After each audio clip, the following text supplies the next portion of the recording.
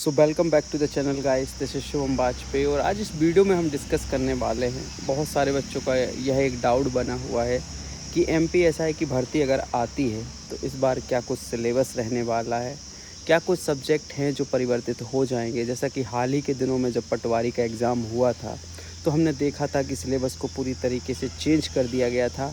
100 marks के paper को जो है 200 मार्क्स का पेपर लिया गया था। साथ ही पंचायती राज व्यवस्था जैसे जो सब्जेक्ट थे, जो सॉलिड बेस था पटवारी के सिलेबस का और लॉजिक भी बनता था, उनको भी हटाकर कुछ ऐसे सब्जेक्ट डाल दिए गए जिनका ज़्यादा लॉजिक नहीं बनता रहा।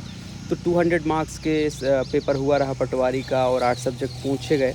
तो ऐसा बिल्कुल भी संभव है कि जब एमपीएसआई की भर्ती आए, जब भी आपकी एमपीएसआई की भर्ती आए, हो सकता है कि अगले साल ही आए, क्योंकि इस साल संभव नहीं है क्योंकि आचार संहिता लगने वाली है 1-2 महीने में।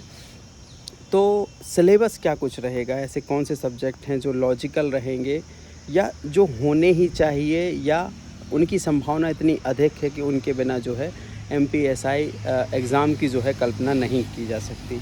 तो बहुत सारे सब्जेक्ट हैं जो रहने ही वाले हैं, उनको हम डिस्कस कर लेते हैं। तो पहला हमारा सब्जेक्ट है जो कि पिछले बार के एमपीएसआई के एग्ज़ाम तक, जो कि 2017-18 में हुआ था, उस एग्ज़ाम तक इस सब्जेक्ट को पूछा गया था। और आने वाले जो वैकेंसीज़ हैं एमपीएसआईज़ की, उसमें भी ये सब्जेक्ट जो है रहेगा ही रहेगा। वो है अपना हिंदी सब्जेक्ट, जो उसके बिना जो है एमपीएसआई एग्ज़ाम की कल्पना नहीं करी जा सकती। उसका लॉजिक मैं ये देना चाहूँगा कि जैसे सब इंस्पेक्टर रैंक की जो पोस्ट है, विगत 5 वर्ष हो गए मुझको पुलिस विभाग में काम करते हुए, तो हिंदी के बिना आपका कोई भी कार्य जो है संभव नहीं है।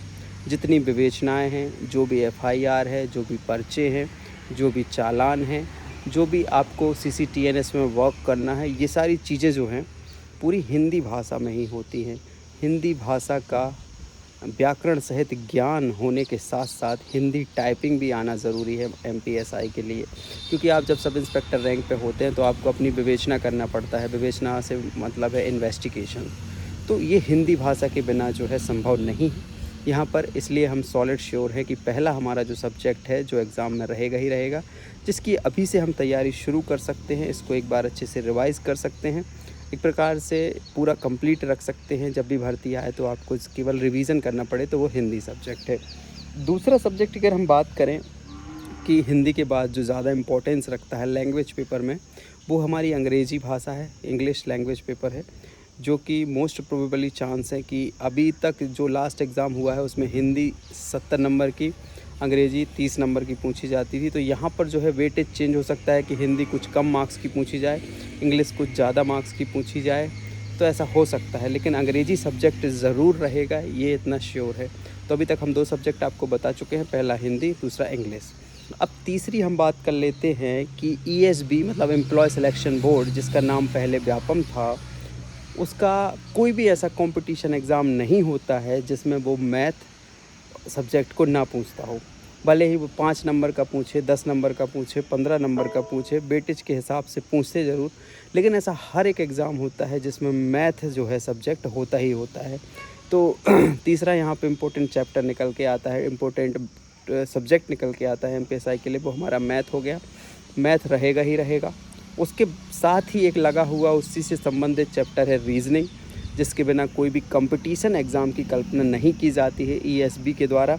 तो मैथ, रीजनिंग, तो अभी तक 4 सब्जेक्ट सॉलिड श्योर हैं कि सिलेबस चेंज भी होता है तो ये सब्जेक्ट रहेंगे ही रहेंगे। तो अभी तक मैंने आपको हिंदी, अंग्रेज़ी, मैथ, रीजनिंग, जिन सब्जेक्ट पर अपनी ग्रिप बना सकते हैं, ये वो सब्जेक्ट हैं जो भर्ती नहीं भी आई है तब भी आप इनकी तैयारी कर सकते हैं, अपना ग्रिप बना सकते हैं, अपने आप को जो है निखार सकते हैं इन सब्जेक्टों में। तो ये 4 सब्जेक्ट हो गए।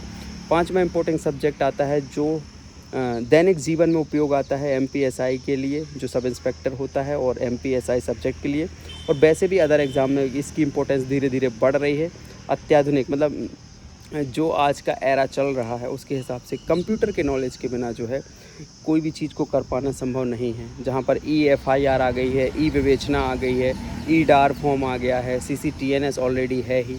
ऐसा कोई भी काम नहीं है पुलिस का जो अब ऑनलाइन नहीं हो पा रहा है, हर एक चीज़ ऑनलाइन हो रही है। तो वहाँ पर आपको कंप्यूटर का नॉलेज होना बहुत ज़रूरी है। तो उस नॉलेज की परख करना भी बहुत ज़रूरी रहेगी एग्ज़ाम में, जिसको हम एसआई बना रहे हैं।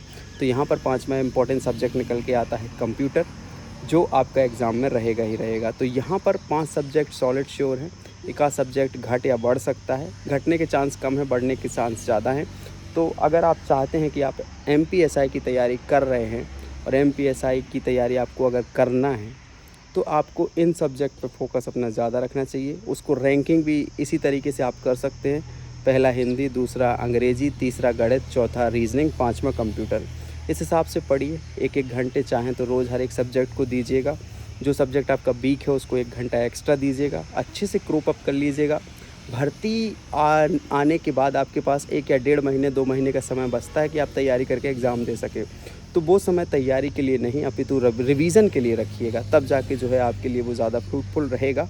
ये 5 सब्जेक्ट हैं जिनकी आप तैयारी अच्छे से स्टार्ट कर दो, एमपीएसआई का ड्रीम ज़रूर कंप्लीट होगा। ऐसी इन्फॉर्मेटिव वीडियोज़ के लिए आप हमारे एसबी स्टूडियो चैनल से जुड़ सकते हैं, जहाँ अपन रोज़मर्रा ज़िंदगी के जो पुलिस की नौकरी होते हैं उससे संबंधित ब्लॉग्स भी आपको दिखाते हैं, भर्ती संबंधी इन्फॉर्मेशन भी आपको देते रहते हैं, और जो भी अच्छा नॉलेजेबल कंटेंट है आपके लिए अपने चैनल के माध्यम से हम शेयर करते रहते हैं समय समय पर। तो चैनल बहुत अच्छा है, बहुत अच्छा कंटेंट हम आपको भविष्य में और प्रोवाइड करते रहेंगे। सो आप जो है हमारे चैनल से जुड़ सकते हैं, ऐसे ही नॉलेजेबल इन्फॉर्मेशन वीडियो आपको मिलती रहेगी। मिलते हैं नए वीडियो में नई इन्फॉर्मेशन के साथ। जय हिंद, जय भारत।